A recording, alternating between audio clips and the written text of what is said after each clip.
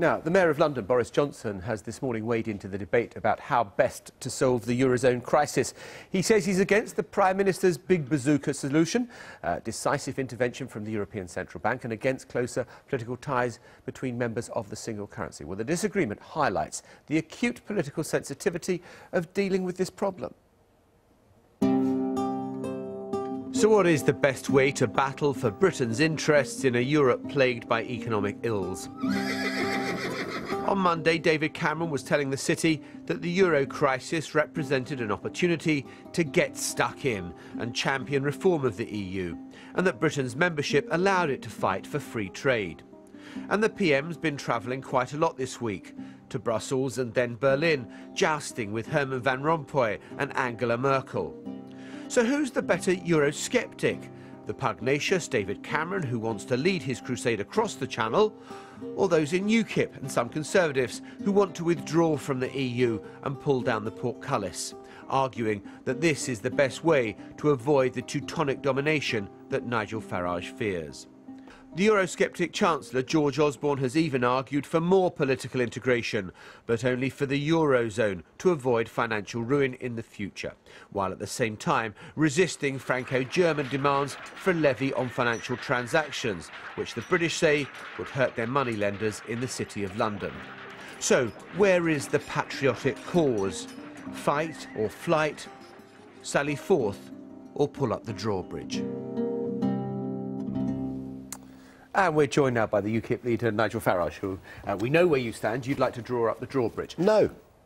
No, well, you want us to stay in the European Union? No, you are implying that by leaving political union, that we're somehow isolating ourselves from Europe and the rest of the world. That is not what we're saying. What we're saying is let's divorce ourselves amicably from political union and replace that with a genuine free trade agreement, not just with Europe, but open ourselves up to the rest of the world as well. But isn't the real Eurosceptic thing to do, which is what David Cameron and George Osborne are doing, which is to say, we are fighting for Britain's interests within Europe and trying to get the best deal possible, and that is where we will get that best deal? Well, what they've been doing over the last 2 months is urging the Eurozone to go faster and deeper into a political union. I've warned that if they do that, it will lead to the destruction of democracy across Europe, and in the last 10 days, we've seen 2 democratically elected governments felled by the Eurocrats and their lackeys put in place. The Cameron policy is urging more and more and more Europe. You've often cited Norway as the example that Britain should follow. Jens Stoltenberg, the Prime Minister there, has described his democracy as a fax democracy, where they wait for a fax from Brussels to tell them what rules they have to apply that they have no say over. Well, Norway is one potential model. Just remember that Norway is not in the EU. She pays a tiny amount of money to be a member of the EEA, the European Economic Area. She has her own fisheries, controls her own farming. She's outside of justice and home affairs. What she does do is implement European rules on that portion of their trade that is with Europe. Is obliged to keep accept all EU legislation on the single market, and yet has no say in what that legislation is. If we sell goods to America, we have to conform with their standards.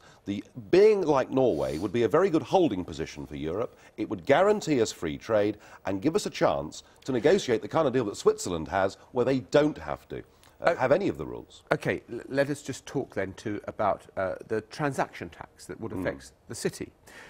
That would have very serious consequences if Britain were outside the European Union, because any transactions not denominated in euros would still face that tax. Look, we've heard all this 10 years ago. We were told is that wrong or right? No, we were told 10 years ago if we didn't join the euro, London, the city, would collapse. Actually, the amount of business we do there has grown bigger as a proportion of the rest of Europe, not smaller. But we are inside the European Union. If we have the financial transaction tax imposed on the City of London, we will lose our biggest single industry. It's as simple as that. But if Britain were outside the European Union and Europe goes ahead with the transaction tax, then that is going to hit the City of London very hard. No, the City of London would then become like an offshore island, and you would see everybody from Frankfurt and Paris coming to London. That is how business works. Business goes to where it's efficient to do business. The financial transaction tax would be a disaster. You talk to people in the city, and they say the complete opposite to you, with respect, Mr Farage. They say that what's going to happen... I spent 20 years working there. I know quite a few of them myself. Yeah, I know. And they would say that what would happen is, if the transaction tax... If Britain doesn't fight its corner by being part of the EU, it gets imposed with maybe Britain Britain outside the European Union. Anything that's denominated in euros would still be subject to that tax. The banks would go elsewhere. They would not stay in London. You are suggesting that the Eurozone will turn in on itself. Whatever they try to do, they will not be able to stop products denominated in euros or dollars or sterling being traded in the City of London. We are a flexible, adaptable financial community. We're good at it, and we don't want Brussels closing it down. You said you don't want to live in a German-dominated Europe, which is what we've got now. Well, it certainly is, and that's because there is a total vacuum of leadership in Brussels. Whilst they've got a lot of power, they've got no authority because no one's elected. Merkel has stepped into the breach. She is now in charge. That is bad for Europe. Don't forget, the European Union was supposed to hold Germany's power in. Just very briefly, and do you think that Germany would have less power were Britain to withdraw from the EU? No, I think that Germany is in a totally dominant position within the Eurozone, and the only way to get democracy back is for countries like Greece and Italy to leave the Euro.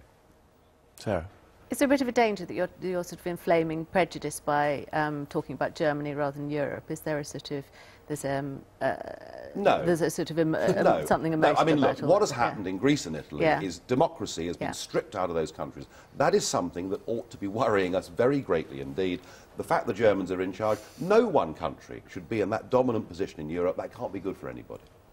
It's, what you have, I think, is a tension between an essentially emotional argument, because to care about the nationality of whoever is providing economic leadership is emotional rather than intellectual. The intellectual argument is who is best suited to deliver economic benefits to this part of Europe. And you have a pretty tough job convincing me that any of the current crop of politicians in Westminster were better suited to economic management than Angela Merkel and her team. Just to pick unemployment, I think 2 jobs created since May of this year in Germany for every 1 lost here. It might be a generational thing, and I don't mean that to sound insulting, but I don't particularly care about the nationality or the origin, the geographical origin of sound economic leadership. Okay, well, I don't think it is sound economic leadership. It's better than ours. No, the best thing is those Mediterranean countries need to leave the Eurozone. It doesn't matter how much money Germany throws at it, doesn't matter how much money they throw at it, those countries are in the wrong currency and the whole thing's failing. It's going to break up. But would you accept that is an emotional argument that James has just said? That you don't want to live in a German-dominated Europe? It sounds...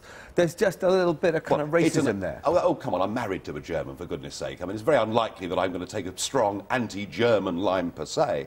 I think it is... Well, it is a strong anti-German line per se. We have had 2 German ministers in the last weeks being abusive about Britain, abusive about our status, telling us the pound's dead, we must join the euro, we must have the financial transaction tax. The time has come to say to German politicians and EU politicians, thank you, we've had enough, we're getting out of here, we'll have a simple free trade deal, and that's sufficient. It's not abuse, it's Teutonic pragmatism. They're simply saying the pound's dead. But that's what they believe. That's what they believe. It's not an insult. Well, I'm sorry, I take it as an insult. That's an emotional response. I take it as an insult, absolutely. All right. Then we're going to draw stumps on that particular issue. Thank you very much indeed, Nigel Farage, for being with us.